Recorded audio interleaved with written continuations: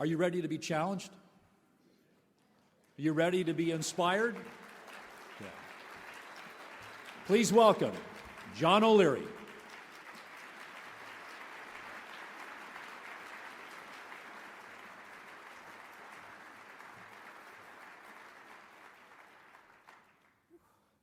Dana, thank you.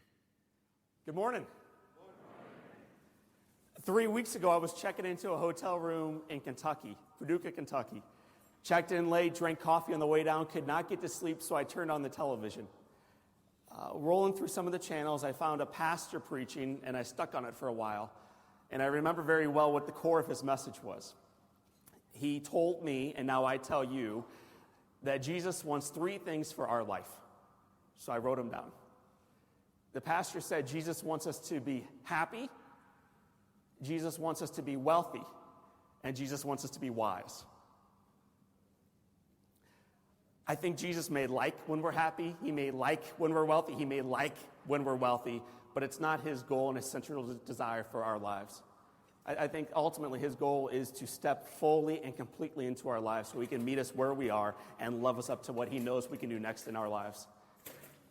He seems to me to use every experience in life. The good luck that Dana had not to be burned, and maybe the bad luck, which turned into incredible luck that O'Leary had to be burned. He uses the experiences you have when you're doing the right things and the experiences you have when you're doing the wrong things.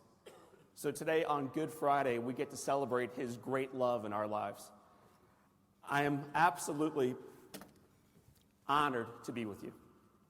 There's 3 days a year that I don't work. One is Easter, one is Christmas and Christmas Eve, and the third is Good Friday. This day is sacred to me.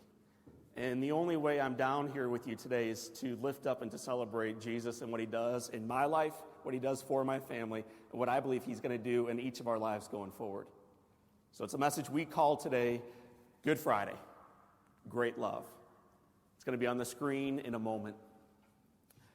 Dana asked the question, how many of you as little boys did something that you realize was maybe not the wisest move?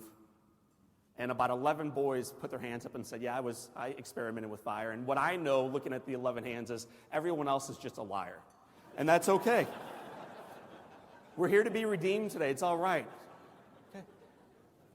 When I was a child, man, I grew up in St. Louis, Missouri. I saw some kids in my neighborhood playing with fire and gasoline. What these little guys would do is they would light a piece of cardboard on fire. They would then sprinkle some gasoline on a sidewalk. They would step back like 2 feet for safety. Very wise little boys. Throw the match on top, and the gasoline puddle would dance to life. And when you are 9 and you are a boy, this is first-class living. Okay? You are watching liquid dance to life. And these are boys you look up to and respect. They're 11 and you're only 9. They have peach fuzz. You don't. And you're thinking, if they can do this and get away with it, what's the next line? So can I. Those are beautiful words when we are following the right people, when we're in with the right crowd. That weekend, my dad is at work, my mother is out, the house is mine. I have a feeling you know where I'm going. Walk into the garage, light a piece of cardboard on fire, come over to a can of gasoline, bend down next to it, and I try to pour a little bit on top to watch it come alive. And right now, all the ladies are sitting here with the bacon kind of simmering in their tummies, and they are thinking, oh my gosh, what is wrong with this guy? And every man sitting directly next to you, when he's honest about it, is thinking, oh my gosh, I wonder if he put the G.I. Joe guys in first or second. Because they're all guilty of that same sin. It's not just Dana and John. It is every little boy in the room today. We made this mistake. We have tripped up, and yet somehow God is bigger than that mistake, whatever that mistake was that we made. Over the can, it's 5 gallons. That's 42 pounds of gasoline. Too heavy for this 9-year-old. So I remember setting the flame on the concrete floor, bear hugging the can. And then my friends very carefully tipping and turning this thing toward. And as I'm waiting for the gasoline to come out, as I'm waiting to see the liquid, what shows up first? I'm sorry? Fumes. The vapor. The invisible stuff. And guys in the back, would you put on the picture, please? The fumes.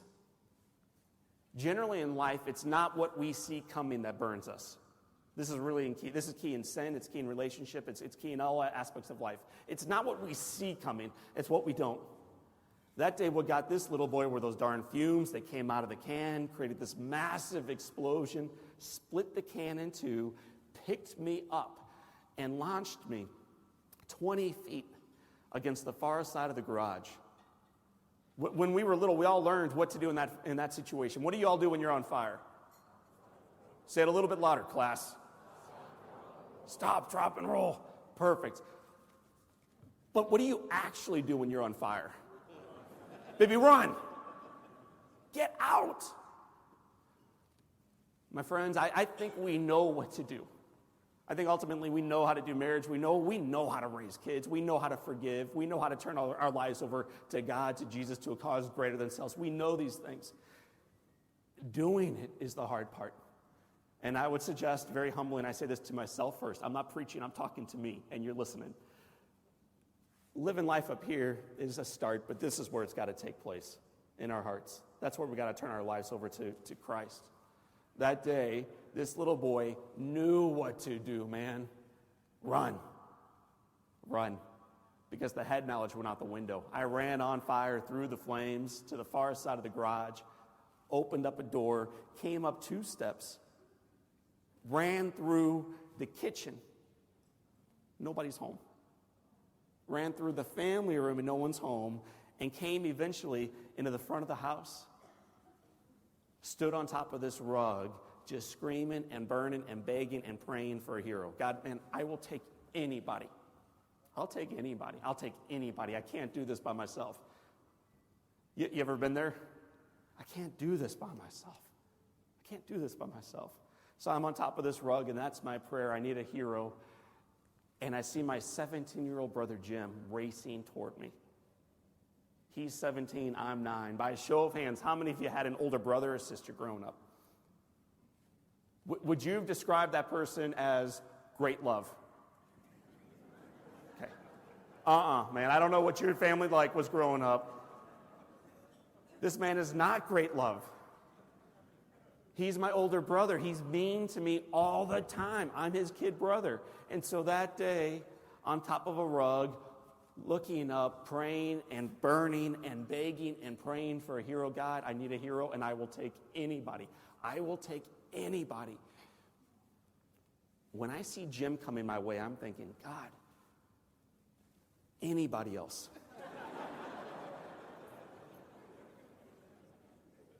Come on, you're better than this. And yet I believe God knows what he's doing.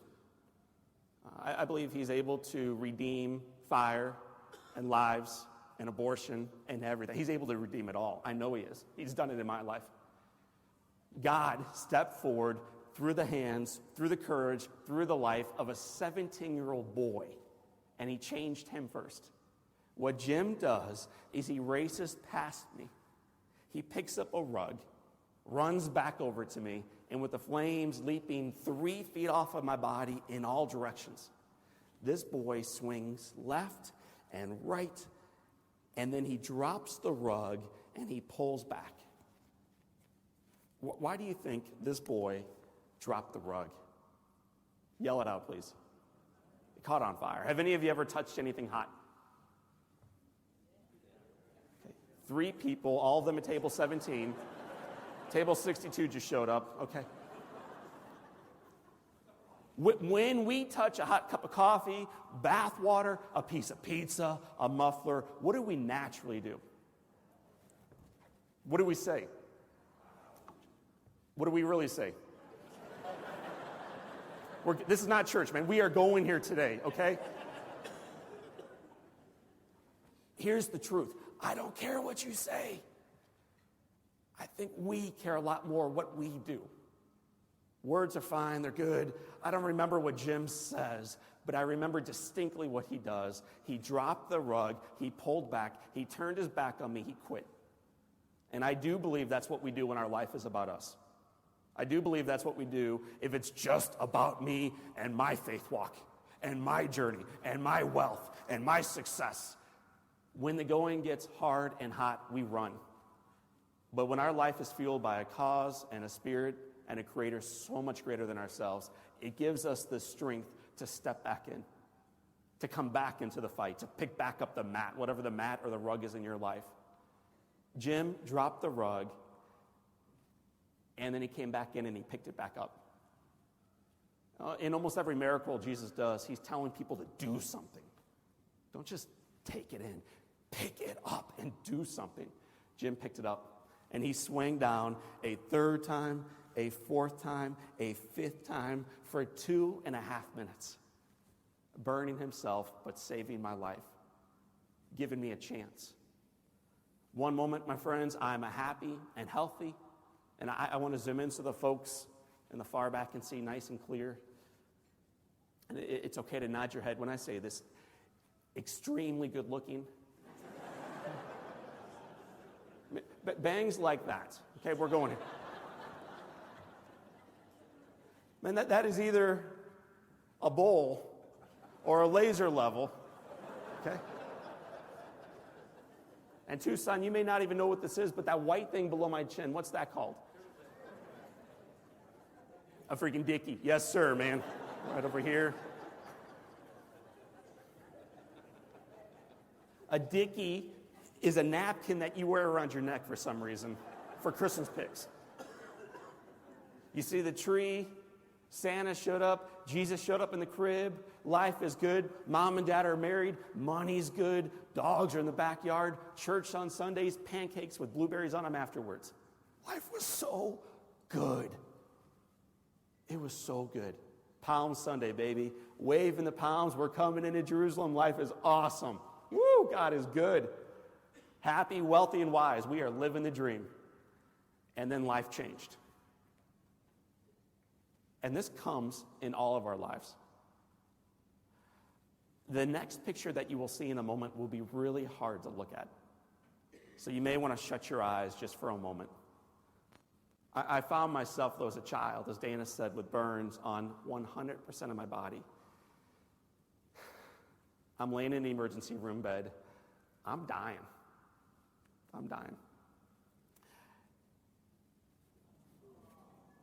And I remember laying there that day on my back, scared out of my mind, with no clothes, no skin, looking up at the light coming down toward me with one thought. And as a child, the one thought was, oh my gosh, my dad is going to kill me.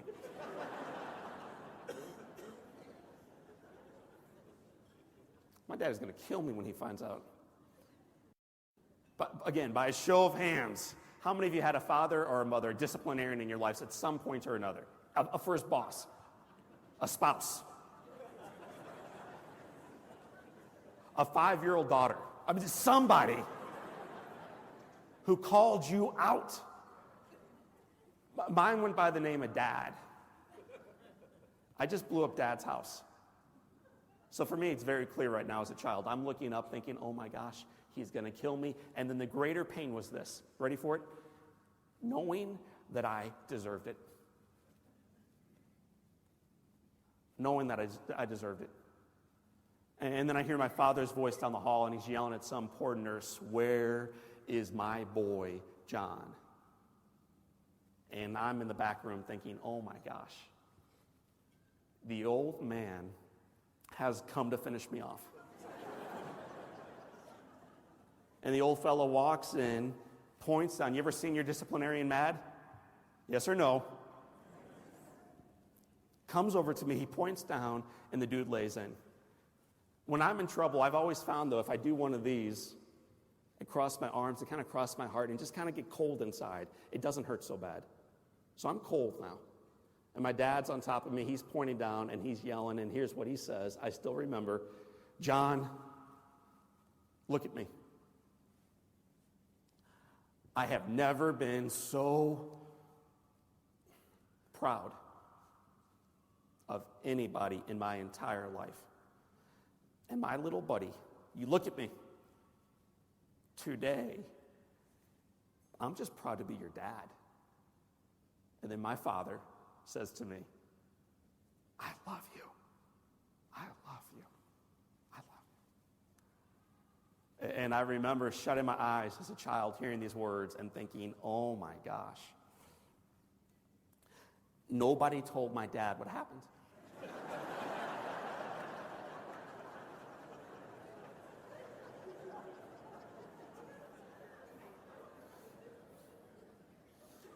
And then the next place that I took it, of course, was, oh my gosh, I wonder if I can get away with it.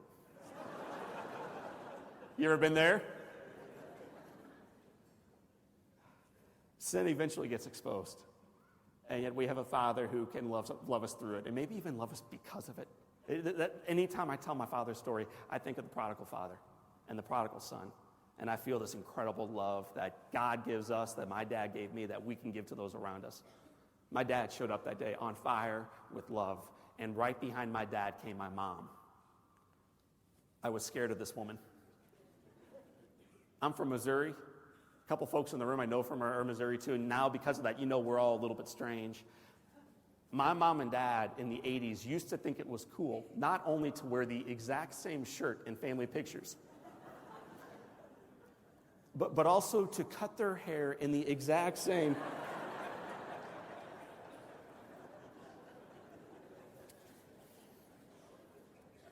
This is a big crowd. 840 people or 900 people, big group today. Not big, too big for Q&A. So if this is a question on your heads and on your hearts, I'll answer it for you right now. That is my mama on your left.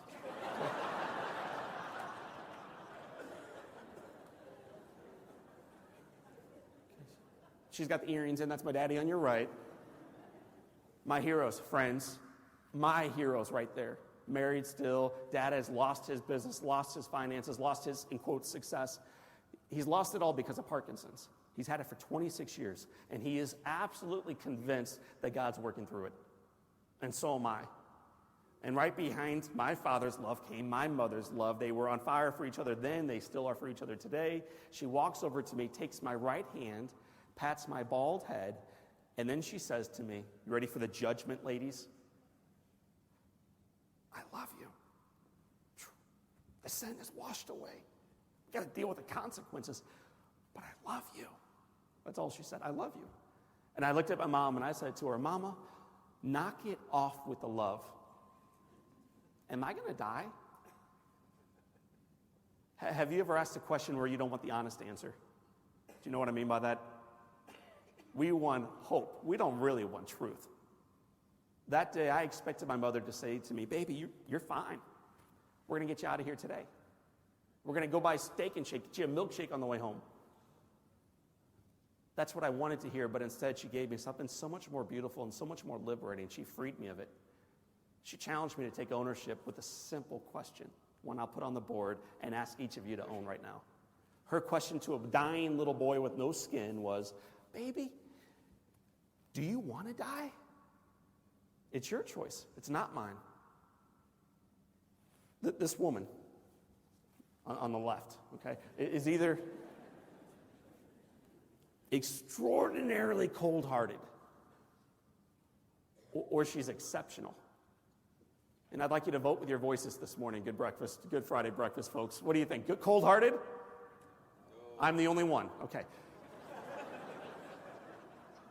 Exceptional. I had never been accountable to anybody or anything in my entire life. School came easy. I went to church because mom and dad got me out of bed and got me dressed. Life was easy. And that day when life got hard, she guided me over to the cliff. She pointed down and she said, jump. It's scriptural. He puts in front of you fire and water. Whichever you choose, you shall have. Choose water or choose fire, life or death. That's what she's doing here. And I said to my mother, Mother, I don't want to die. And her response was, good, baby, good. Then look at me. Take the hand of Jesus. Walk the journey with him. And baby, you fight like you have never fought before. And on January the 17th, 1987, having no clue what a skin graft was, or what amputations might feel like, or what 5 months in hospital away from family may be like, what we decided on this day was the fight is on. The fight is on, man. We indeed took the hand of Christ, and we walked the journey with him. It was 5 months in hospital. It's been almost 30 years since. The fight continues, so does the walk, and so does the love. When you leave here and you go to work or you go home, you celebrate your Easter weekend. Some of you may ask you how the weekend was. They may ask you how the Friday prayer service was. And when they do, I hope you do not look at them with this question. Put the question up one more time, guys. Do you want to die? That is not what we're talking about here today. That's not what our faith is about. That's not what Good Friday is about. Why else put the word good? Sean nailed it so beautifully. The word good in front of a death sentence. Because what we get to do through our faith is to transform the crucifixion into life, into redemption, into eternal life. Do you want to live is the question we get to ask each day. And if so, yes, take the hand of God, walk the journey with him, and maybe you fight on. You fight on. Well, for us, the fight continued. It started on day one. It continued through that night and continued through 5 months. When I was first burned, we needed an awful lot of help, full-time staff, people around the St. Louis area, around Missouri, around the country and the world praying for us. We needed volunteers. We needed dollars. We needed prayers. When you're burned so bad, the first thing they have to do actually is tie you down to the bed. You can't move your arms or your legs because they don't want you to move into the fetal position, and they don't want you to fight back against them, so they tie you down like this, and you will remain tied down for 5 months. So you can't move. Your lungs are burned. You can't breathe, so they cut a hole in your neck. What's that called? You got a trach, which is good. Now you can breathe, but you can't eat or drink or talk. It's like being in church.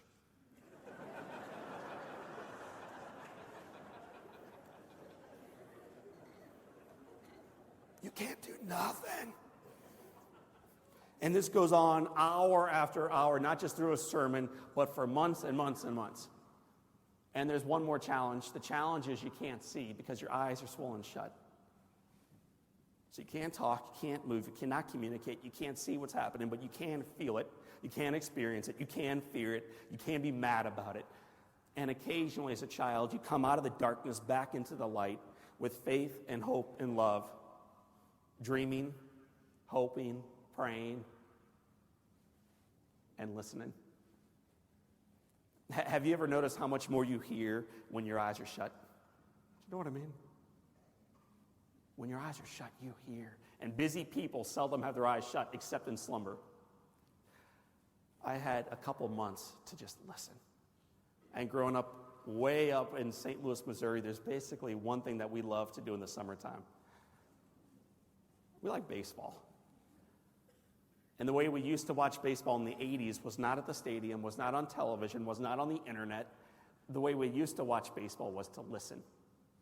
We had a big announcer in St. Louis whose signal carried throughout 11 states. His name was Jack Buck. Jack Buck, my hero. I never met him. But I listened to that man night after night after night, 162 days a year. I loved him. Never met him. But he's the voice. I love him. Get burned on a Saturday. Sunday afternoon shows up just barely. I'm laying in bed.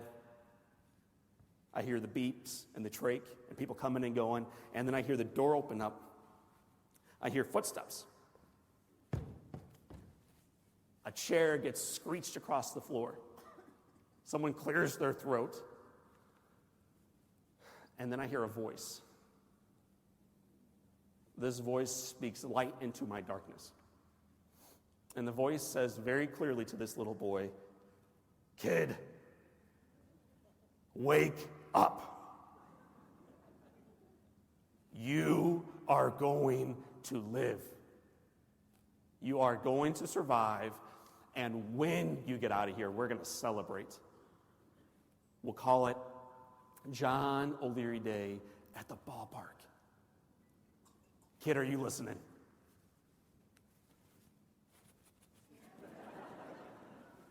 And then he says, "Good, keep fighting." He pushes back the chair, he walks out of that room, he pulls the door shut, and he leaves a 9-year-old child tied down in darkness by himself on morphine. Absolutely fired up.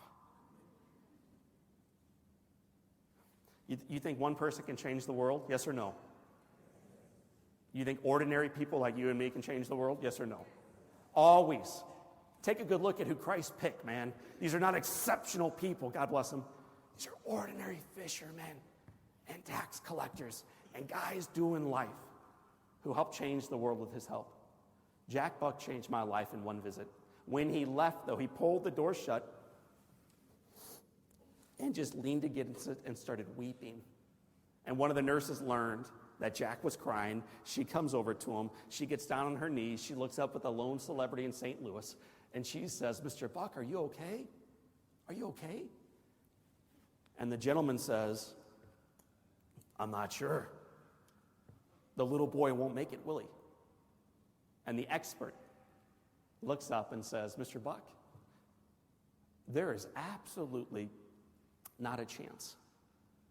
I'm sorry. It's just his time. It's just his time."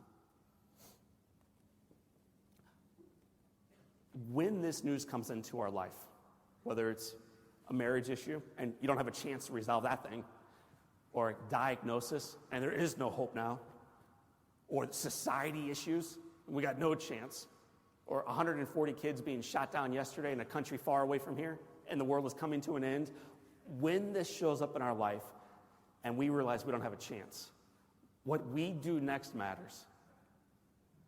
What this man does, just one guy, he takes it home, he cries, he prays, he reflects, and then he journals on a simple question. What more can I do? What more can I do? This is his prayer. God, what more can I do? After hearing his voice, Jack goes to bed exhausted, wakes up in the morning, and takes action. The following day, my friends, I am laying here, Monday morning. The door opens up. I hear footsteps, a chair, a cough, and then a voice. "Kid, wake up. I'm back. You are going to live. You are going to survive. Keep fighting. John O'Leary Day at the ballpark will make it all worthwhile. See you soon." And then he leaves. And then the following day, he comes back into my darkness. And the following day, and the following day. For 5 months, the man just kept coming and coming and serving and loving and encouraging and inspiring, and allowing himself to serve as the hands and the feet and the voice of Christ here on earth today, guiding this little boy through a very difficult time toward homecoming. And then after homecoming, we had to have a party, man, so we took it downtown. We had our John O'Leary Day at the ballpark. Jack learned that night, though, this little boy can't hold anything in his hands. He can't get out of the wheelchair. There was no muscle mass. I wasn't always the hulking figure you see in front of you today. Okay? So Jack sees this. But he also sees the other side of the coin. I think that he saw, in many ways, the way Jesus and the Spirit sees us. He saw us in our perfection. He saw us in our hope. When you saw that little picture of the boy, besides the cardinal hat, what jumped off that screen at you? Do you see it? Cover it up. Is he still happy? How do you know? Dude, he's just exuding joy. not happy. Happy is what happens when we get the right kind of dessert in the morning. That's happy. Yes, I got cheesecake. Joy is what happens when our life, in the good times and the bad time, is on fire with the Spirit. That's joy. Jack sees it and the brokenness. He takes home both. He cries, he prays, he reflects on a simple question. What more can I do? One thing for one other person around me. One thing for my spouse. One thing toward redemption. One thing to be the hands and the feet of Christ. One thing. And the following day, I get a baseball signed by a Hall of Fame player named Ozzie Smith. Below the ball was a note from Jack that read, "Kid, if you want a second baseball, all you have to do is sign a thank you letter to the man who sent the first." Just one problem, Jack. What's the problem? That's right. You're from Missouri. We take offense to that, though. You can't write because you don't have hands, man. So Jack sees this. He knew I could not write. He also knew the power of real motivation.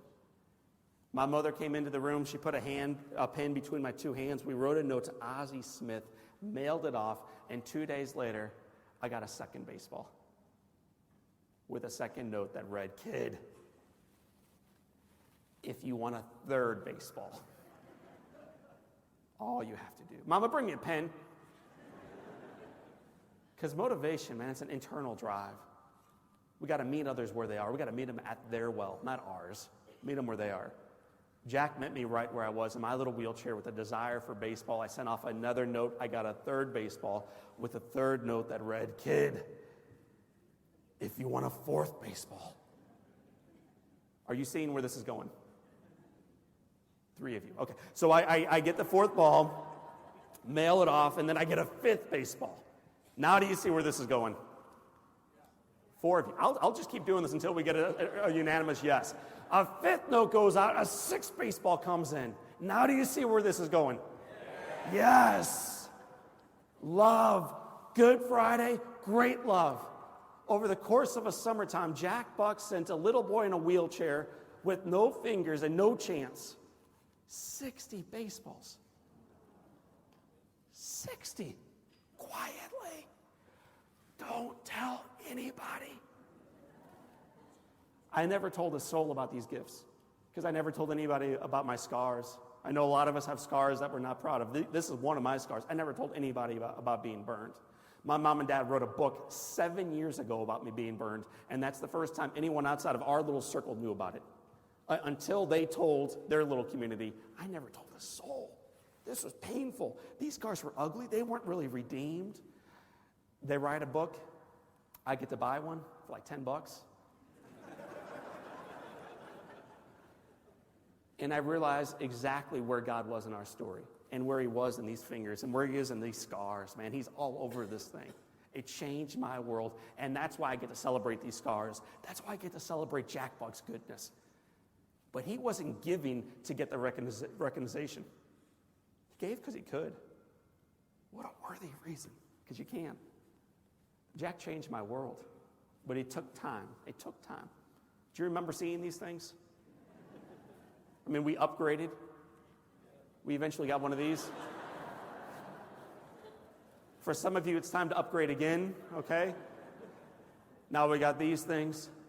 I'm going to put a number up on the screen right now, and I'd like you to either write it down or to put it into your phone and send me a text later on with your email. What I want to do with you is walk forward for the next 21 days. We call it the Spark Challenge Program. There is no cost. It's our gift to you. The Spark Challenge Program. They say it takes about 3 weeks to make a habit. We want to make the habit of living out great love in your life each day and the impact that this can have in our community, in our families, in our life. So all I'm asking you to do right now is to write down the number 314-380-5690 and then text either now or later on your email address to me. And on Monday morning, Easter Monday, I'm coming into your lives again through your email, through your smartphone, on your laptop. We're going to do life together for 3 weeks. My number again is 314-380-5690. Text your email address there. And over the next 21 days, if you need a thing, you hit reply, and that's me you're talking to.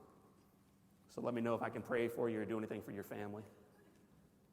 314-380-5690. Here we go. That man changed his life. His gift led back to grade school, which led on to high school. 4 years of high school was followed by 9 years at university. Where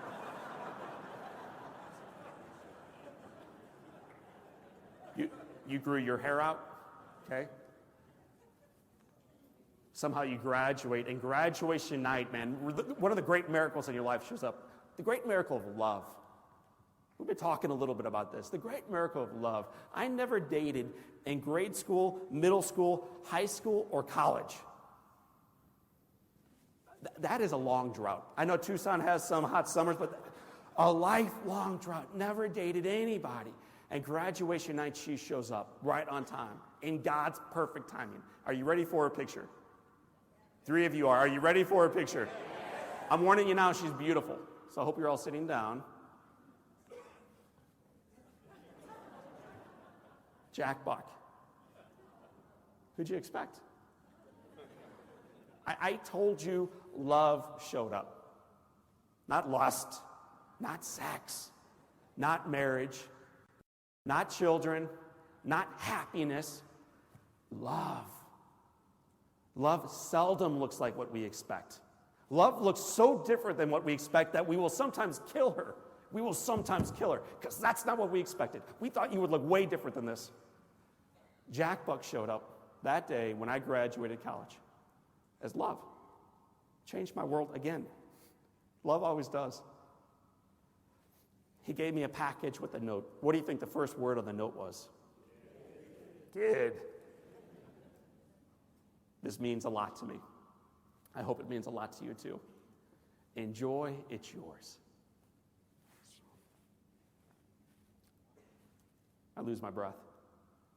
And before I show you the gift, I need you all to realize the question that led to the gift. It's a question that guided his faith life. It's a question that guided him through service in World War II, through wounds, through broken marriages and broken relationships and broken lives along the journey, through his own Parkinson's disease, through stage 4 cancer. Simple question that changed his life and will elevate ours as we reveal the great power of Christ to others. What more can I do? One thing. Sometimes, by the way, it's not action, it's surrendering. What more can I do? One thing. Kid, this means a lot to me. I hope it means a lot to you too. Enjoy, it's yours. Kid, this is the baseball that I received when I went into the Hall of Fame. It's made of crystal. It's priceless. Don't drop it. Okay? He gives this gift to a 22-year-old, completely undeserving kid who can do nothing for him. Nothing. Nothing. Listen to these words again. I hope they bring you back to what we're celebrating on this very same day, Good Friday. Listen, kid, my sons and my daughters, this means a lot to me. I hope it means a lot to you too. Enjoy. It's yours. Free. I paid for it already. Free. What a gift. Free. All you got to do is say yes. Jack changed my world, so has Jesus Christ. These gifts keep showing up. Started with baseball, now it's turning toward marriage. That's the greatest sales job of my life right there, in case you're curious. Okay. I run a business, but that's my greatest sales job.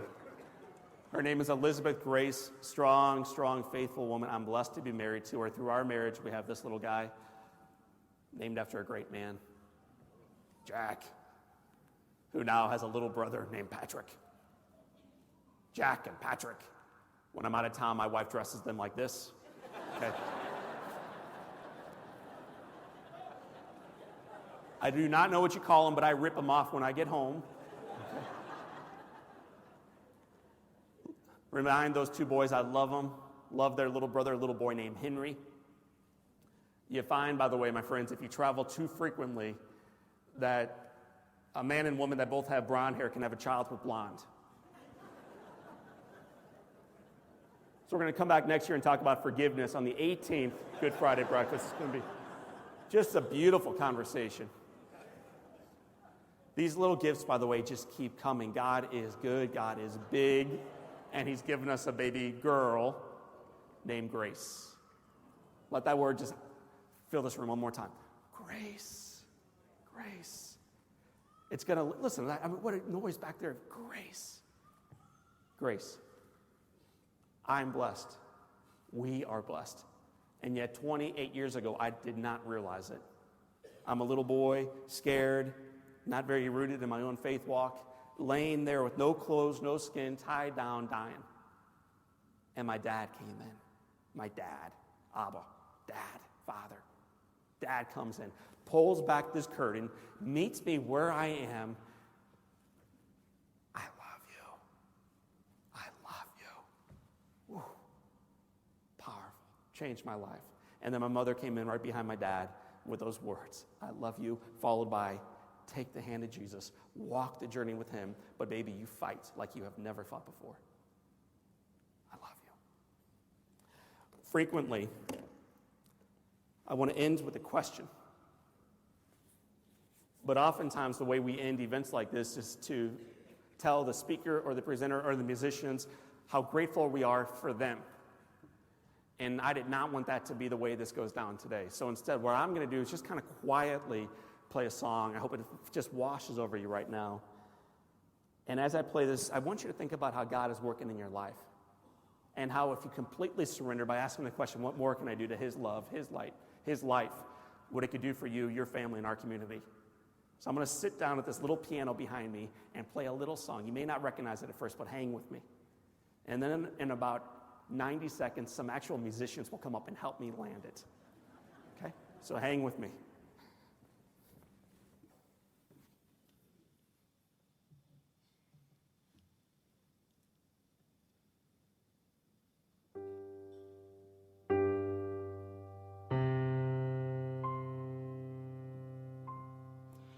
It's pretty cool how God can take our brokenness and redeem it.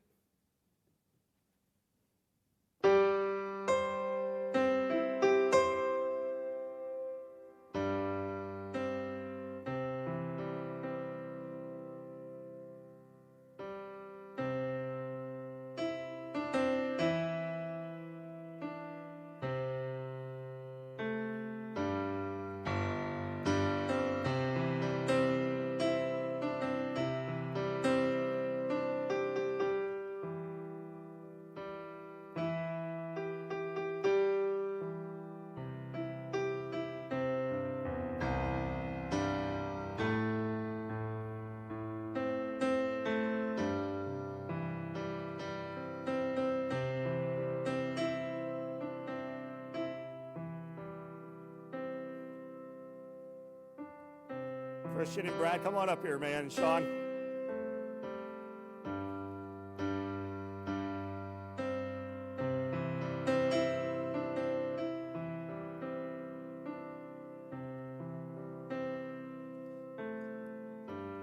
So the way we're going to wrap up this segment before Dana comes back out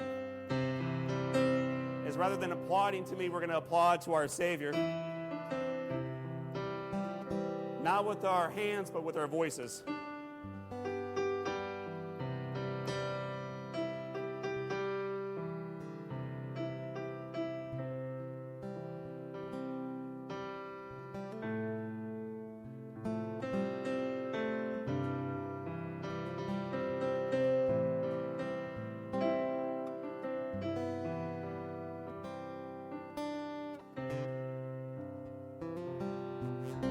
Sing it out together. Amazing grace. Amazing grace.